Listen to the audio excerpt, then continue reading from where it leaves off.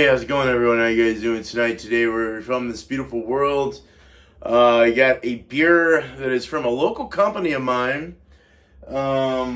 This is one from Buoy Beer Company. Like a year or two ago, they had a roof collapse, so a lot of things happened. It was kind of like during COVID and all this, just everything, all this shit.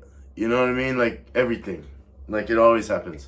Um, but they finally pulled around. They got out of it. They moved down the block a little bit for their production facility. They salvaged what they could that fell into the river and everything else.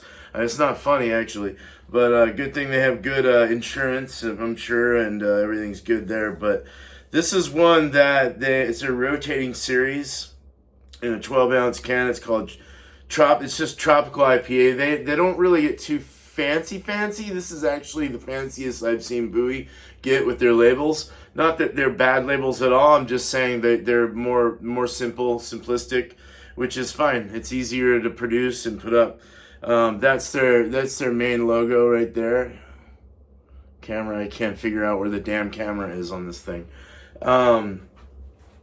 Look into the green light.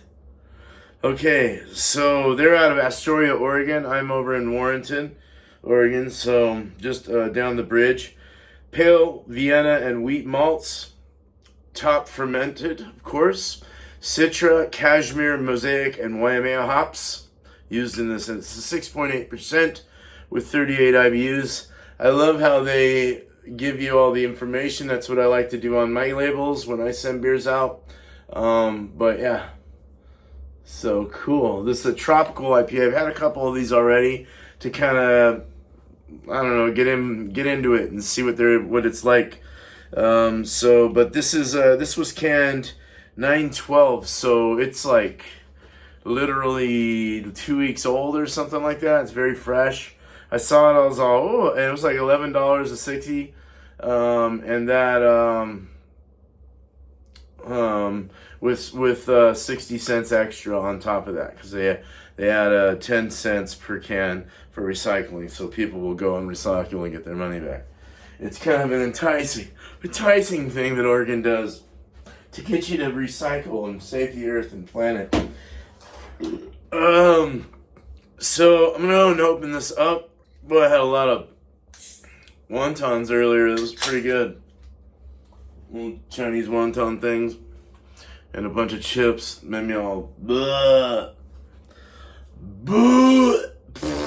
gut. Alright, so we're gonna pour it. Tropical IPA, 6.8. 38 IBUs. So they've taken down the IBUs quite a bit, so you can bring out the like a little bit more of like kind of like a New England style IPA, but definitely a clear. I would call this more on the lines of maybe an East Coast IPA or an English IPA. But with a tropical edge of Waimea hops, which is I believe a Australian or New Zealand hop. Then the Mosaic, the Cashmere, and the Citra, 38 IBUs. So it's a lower for 6.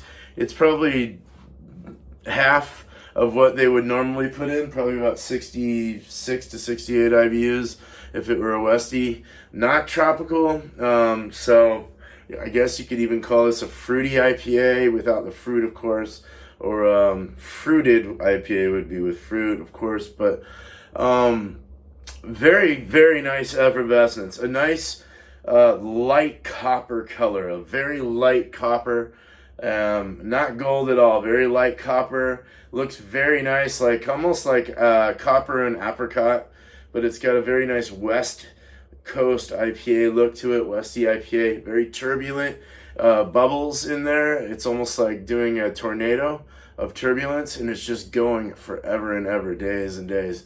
Bone white head, soapy looking head, frothy kind of on the top, cappuccino whip, little latte whip or whatever you call that. Yeah, not cappuccino, like latte, yeah, latte, like a latte whip on the top.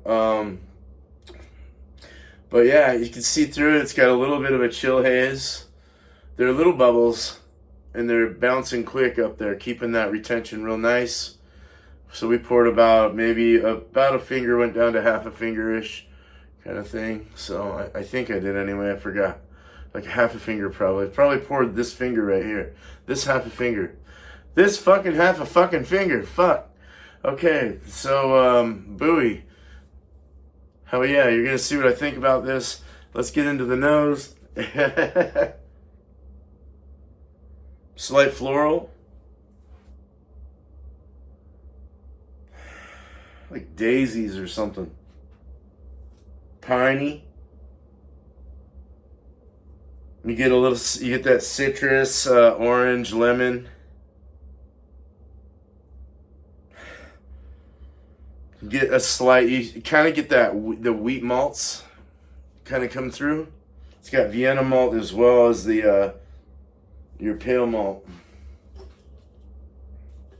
2-row.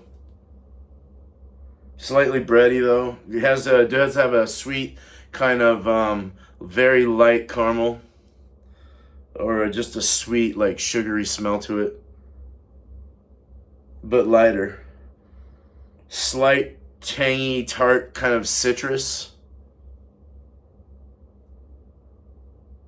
Tropical.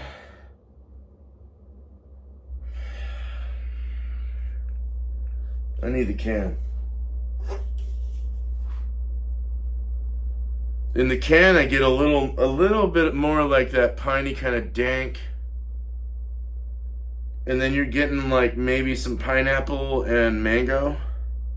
Or pineapple with the orange and the lemon. So I can see where that. I don't know if Waimea hops put out pineapple. Citra might actually put some pineapple out. Yeah, it just depends. But let's go ahead and get into it. Cheers, man! Showing you my mushroom glass. Hell yeah! Drink now, beer, man.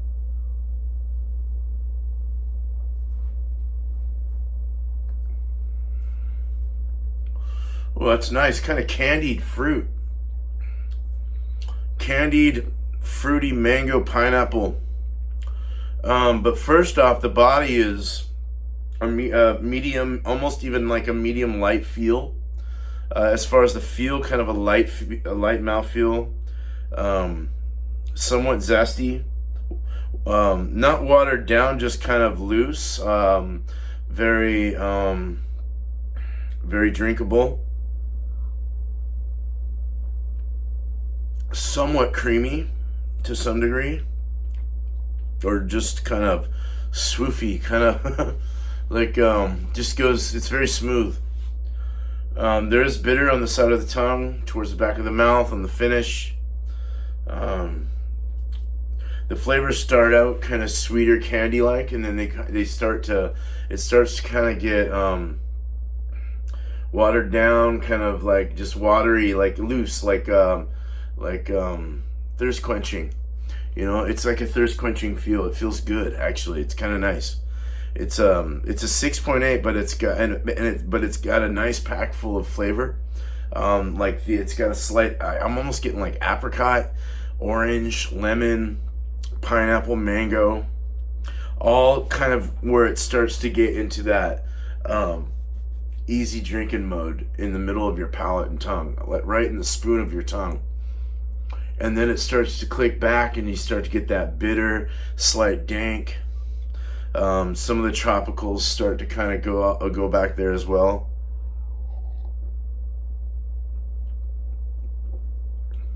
And then it goes down like very nice.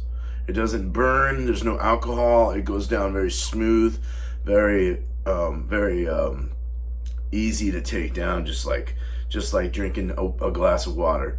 But with way more flavor and a better feeling also, because you're getting alcohol. But it's got that kind of feel, and it's nice. I like that though. It makes you just want to keep on gulping it down. I really dig this. This is good. Out of 10 hops, I'd probably go like probably a straight, maybe a 9.1, 9.2.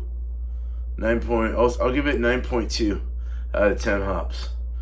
Not too bad at all. Like very good. A range, excellent, pushing like whoa. Very nice. Like I'd say in the excellent range for sure. Very good, as Bumpy would say.